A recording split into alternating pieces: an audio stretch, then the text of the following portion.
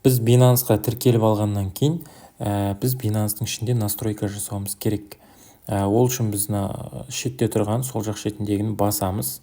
Яғни Binance'тың несін. Сол кезде бізде осындай верификация деп шығып тұрады, біз уже тіркелдік деген сөз. Сол кезде біз мына жерін басамыз. Осы жерін басасыздар. Осы жерін басқан кезде біз ары қарай кіріп кете алады екенбіз. Осы жерін кіреміз. Одан кейін бізде безопасности деген шығып тұр, осыны басамыз. Безопасность.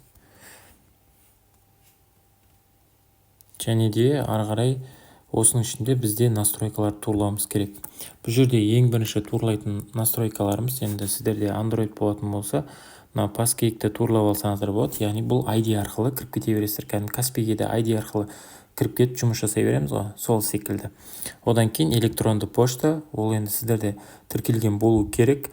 Тіркелмесе тура осылай галочка жанып тұру керек, то есть тіркеуіңіз керек. Одан кейін телефон номер тоже тіркелмеген болса тіркеуіңіз керек. Осының үстінен басасыз, басқаннан кейін ары қарай шығады. Қазір мен каждый үстінен басып көрсетемін. Одан кейін приложение для Google аутентификация деген бар. Бұл бөлек приложение тоже қосып тіркеуіміз керек болады. Бұны түсінетін болсаңыз өзіңіз сразу тіркесеңіз болады. Болмаса келесі видеода жалпы Google аутентификаторды қалай Play Market немесе App Store'дан тартып алып, оны қалай тіркеу керек екен көрсеткенмін жалпы. Сол бойынша екеуін қосып көрсеңіздер болады. Енді паскейк деген бұл сіздің ID-іңіз деп айтты. Google аутентификатор сол. Почта ол жаңа өзіңіздің тіркелген поштаңыз болады. Болмаса осы жерде подтвердить, продолжить деген сияқты кнопкалар болады. И поштаңызды қоясыз, SMS келеді, SMS-ті алып келіп қоясыз. Сол кезде тура осылай сізде шығып тұрады почта. Осылайынан шығып тұрады. Телефон номерге тоже самый басасыз.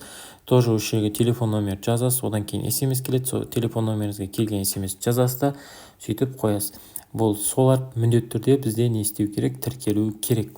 Яғни қауіпсіздікті сақтау мақсатында, және де одан бөлек P2P-дан сіз сатып алатын болсаңыз, осы нәрселер қолданбаған болсаңыз, то есть сатып алуға сізге рұқсат бермейді. Сондықтан да осы нәрселерді міндетті түрде не істеңіздер, тіркеп алыңыздар.